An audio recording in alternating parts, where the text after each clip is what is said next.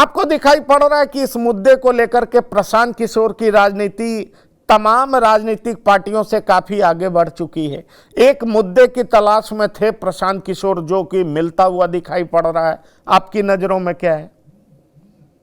मेरे ख्याल से पंकज जी, अभी जो रिसेंटली जो घटनाएं हुई हैं पिछले कुछ दिनों में, उससे ये जरूर दिखता है कि जो एक प्रकार से टैबू लगा हुआ था, एक प्रकार से जो संशय की स्थिति बनी रहती थी कि प्रशांत किशोर एक रणनीतिकार हो सकते हैं, लेकिन रणनीतिकार होना और नेता होना, इस दोनों में बहुत अंतर होता है।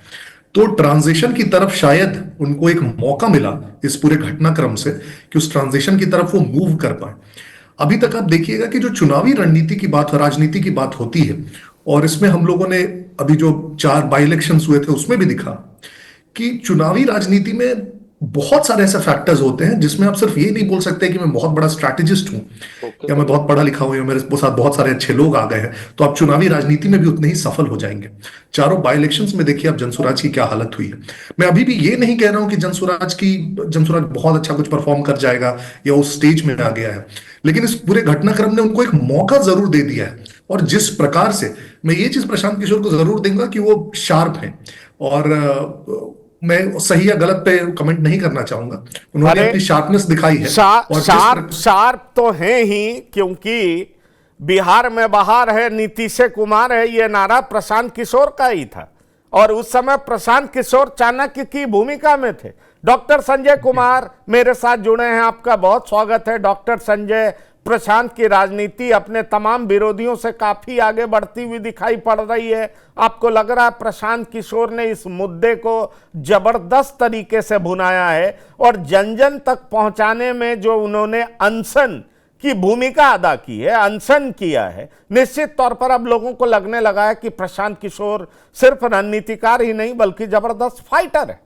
और वो वाकई स्टूडेंट्स के कॉज के लिए 7 दिनों से अनशन पर बैठे हुए हैं और उनका ये कृत्य अब लोगों के बीच में चर्चा का विषय बन गया। क्या कहते हैं आप?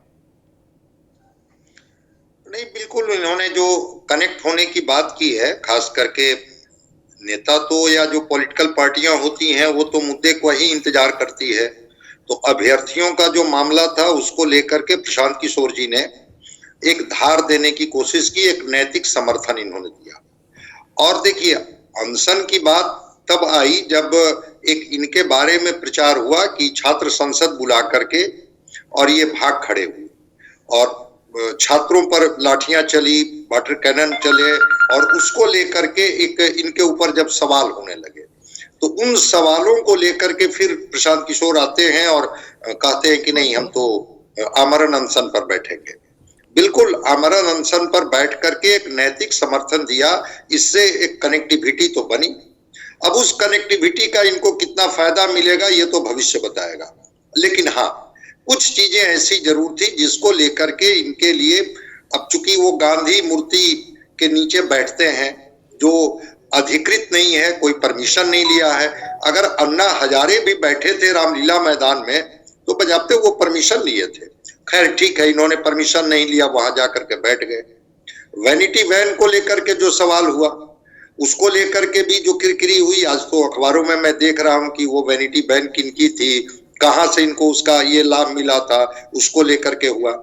और अब चूंकि ये आईसीयू में वहां एडमिट कराए गए हैं, जो इनका डॉक्टर का मैं देख रहा था जो प्रेस को ब्रीफ कर रहे थे, ये स्टेबल हैं और आईवी इनको दिया जा रहा है इंट्रावेनस तरीके से, जो इनको चाहिए बॉडी को वो मिल रहा है। रह गई बात कि प्रशांत किशोर जी को लंबी अगर राजनीति करनी है, लंबी रणनीति बनानी है, तो उसके लिए न केवल विद्यार्थियों का बल्कि सब लोगों को समर्थन हासिल करनी होगी। और सारे लोगों के समर्थन हासिल करने का एक माध्यम यह है कि हाँ, अभ्यर्थियों के सवाल पर प्रशांत किशोर जी निकले, प्रशांत किशोर जी आमरण अनशन किए, प्रशांत किशोर जी इस बात पर अड़े रहे कि मुझे जेल जानी होगी, मुझे मुकदमा झेलनी होगी, हम कई एफआईआर झेल लेंगे। तो कंडीशनल बेल को लेकर के जब इन्होंने कहा कि नहीं, हम किसी भी तरह से कंडीशनल बेल के पक्ष में नहीं है, हमने कोई ऑफेंस किया ही नहीं है, ऐसा गांधी ने किया था 1917 में। जब गांधी जी को भी कंडीशनल बेल की बात हुई थी तो वहां के मोतिहारी के डिस्ट्रिक्ट कलेक्टर से इन्होंने कहा था कि नहीं, हम इसके लिए तैयार नहीं है, और बाद में फिर अनकंडीशनल बेल उनको दिया गया था।